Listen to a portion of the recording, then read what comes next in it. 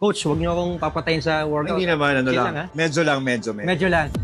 Coach, actually, broken-hearted ako ngayon pero nag-workout pa rin. Talaga ba? Feeling ko kasi laki ko ng katawan si Coach. Let's be honest, you don't need motivation to start. You need it to continue. But the truth is, motivation dies, it fades, it disappears pag pagod ka na, pag nag-fail ka, pag lahat lang na narinig mo sa paligid mo is negative. So what keeps you going when that fire is gone? So today, let me show you how to stay consistent when everything in you says stop. Hi, I'm James Loren Condia. Welcome to the channel where we focus on becoming the best version of ourselves one step at a time. So right now, dito tayo sa Flex Gym. Makasama natin ngayon si Coach Legran, one of the leading fitness coach dito sa Philippines. So tutulungan tayong talakayan itong topic natin today. So tara, samahan niyo.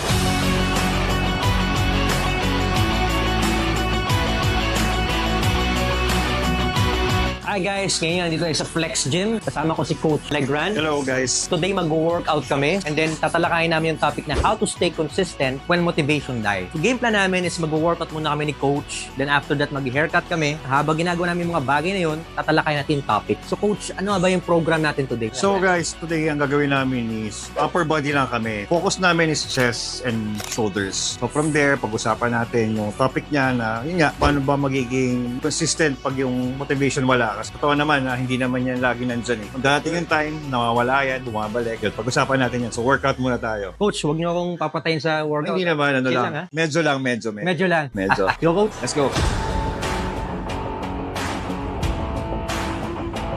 Pagdating dito, straight mo siya. Parang imagine mo pag didikitin mo yung bicep mo, parang ginagano mo siya. So number one natin is know your purpose, forget the feelings. Sabi ni Seneca, if one does not know which port one is sailing, no wind is favorable. So pag wala na yung motivation, pinakang compass mo is your why. So dapat alam mo yung why mo o yung purpose mo. Tapos, ito yung pinakang key. You don't need to wait for motivation to act, but to act so that the motivation finds you in motion. So kailangan alamin mo muna kung ano yung why mo. Ikaw ba Coach? Ba't ka nag-workout ko? So ano yung pinakang why mo? Actually, yung motivation kasi na sinasabi, minsan yan lang yung start-up mo. Yan yung parang magiging jump start. Ano ba talaga yung gusto kong gawin in the long run? For example, dati ang gusto ko lang is gumanda yung katawan ko, maangas akong tignan. Pero in the long run, magiging, kumbaga yung long-term na benefits mo sa fitness. For example, habang tumatanda tayo, na-maintain natin yung muscle mass natin para sa functionality natin. Ang why ko yan. Gusto ko, ang goal ko, pagdating ako ng mga 60 plus, healthy ako, functional ako na hindi ko kailangan alalayan ng mga anak ko or kung if ever ng mga tao sa paligid ko. So minsan talaga, kadalasan, kala siguro ng iba, kung kita nila sa mga reels namin, mga bodybuilders or mga coaches na palagi kami hype kami mag-workout. Kala nila ganun na kami lagi everyday. Pero hindi totoo yun. Mas madalas pa nga kami, nauumay na kami sa ginagawa namin. Hindi nila alam yung behind the scenes, no? Oo, hindi nila alam. Sobrang tagal na namin ginagawa to. Tumadating na yung point na nauumay na kami. So, syempre, alangan namang lagi mo aasahan yung motivation mo. Diba? So, ngayon, ang nagtitake over dito yung mindset mo, yung discipline. Lifestyle na natin to, kumbaga. Hindi lang to about fitness, ha. Tinutukoy ko about life in general din.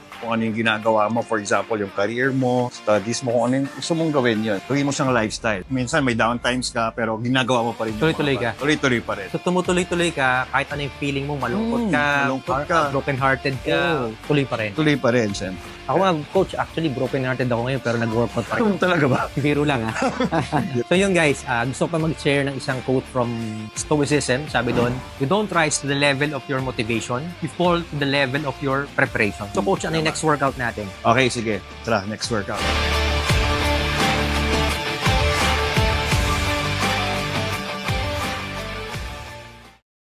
Hi guys, we are down to our last workout, tricep extensions. Second step natin is build routines that run without you or build system that run without you. Sabi ni Epictetus, don't explain your philosophy, embody it.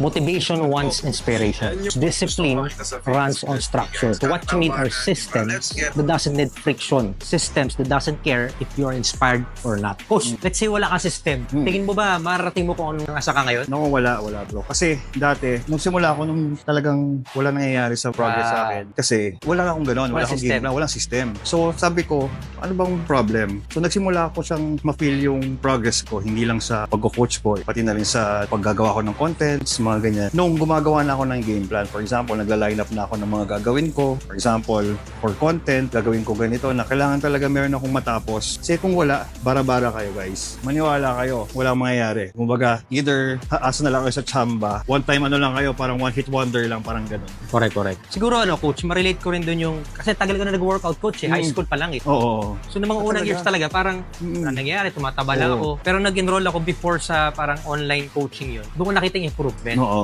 So, yun ka talaga yung kalagahan ng yun. system ka. Totoo. Tapos yung system mo, strategic din. And for sure, coach, marami ka ng success stories pagdating sa fitness goal nila sa mga clients mo. Oo, for sure. So, lahat ng yun, dahil sa system. May sinunod silang system. Sabi nga, champions are made not on the stage, but they are made when no one's watching, in silence, instruction. Totoo Tama, yun. coach, no? Totoo. Ang visible na sa mga tao is yung nasa spotlight ka na. For example, ikaw, for sure, nung grind mo, wala naman nakakakilala sa'yo, di ba? Kung paano na-build yung skills mo, wala naman nakakilala. Ganun din sa amin.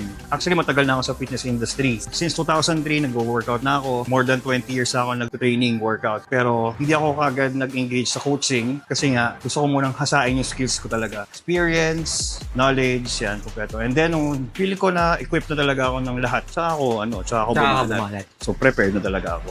Coach, ano next workout natin? So, yun, yung last workout natin is yung tricep push down. So, ganito lang ako mag-program ng workout. 5 to 6 exercise max yun. Kasi nga, napakahalaga rin talaga nung proper programming or construction ng program para rin, hindi rin maging conflict din sa goal natin. Yan. Yun yung full stretch. Okay, game. Bulsa. Boom. 1. Good. Control.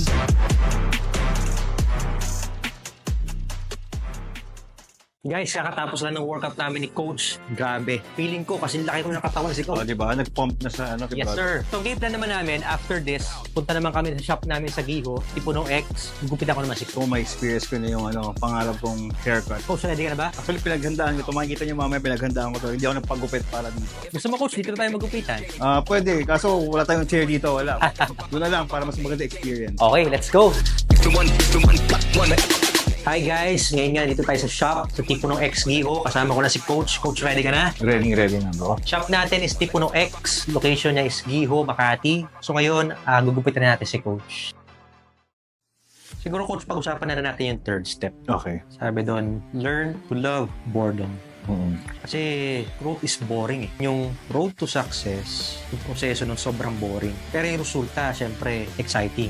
Tapos yung mga nagsasucceed, sila yung pinakang bored, pero sila yung pinakang committed. So, ikaw ba, Coach? Ano masabi mo tungkol sa bagay niyo? Same yan, kahit sa fitness ganyan din kami. Especially po nagko-compete. Kung meron ka certain goal, for example, gusto mo talagang mag-fat loss, paulit-ulit yung gagawin mo. Repetitive, no? Repetitive. For example, sa routine mo, training, kadalasan pa pag fat loss, bukod sa buhat, may cardio. Same boring meals. Paulit-ulit ng boring meals mo. Kasi nga, for the meantime, yung pwedeng kainin talaga yung mga food na dati mong kinakain. Sarap. Kasi nga, syempre, meron ka pang goal eh.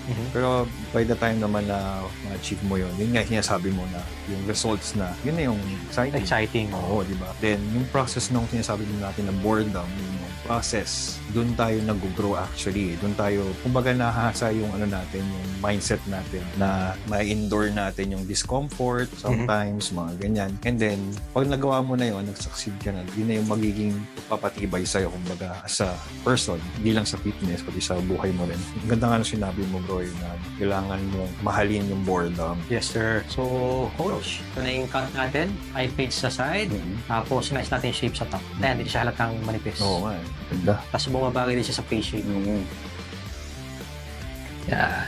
Tapos, siya, bro. Simula ngayon, siya na ako magbabanggit. sa akin na. Okay, Coach.